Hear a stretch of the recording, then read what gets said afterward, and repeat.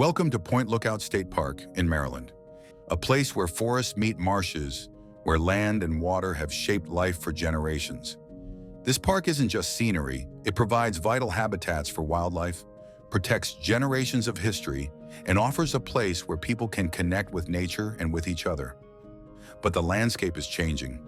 Rising seas, stronger storms, and salt water moving inland are already reshaping this coast, creating ghost forests and pushing marshes inland.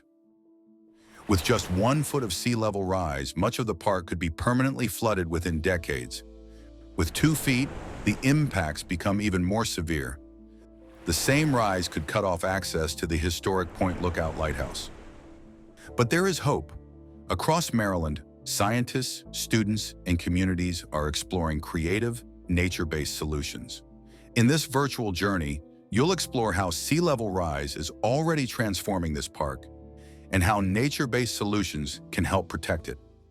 Restored marshes can reduce flooding, oyster reefs can calm waves and improve water quality, and reimagined, resilient infrastructure can help keep this park accessible now and in the future. Welcome to Sea Level Rise Explore Point Lookout, an immersive experience about possible futures.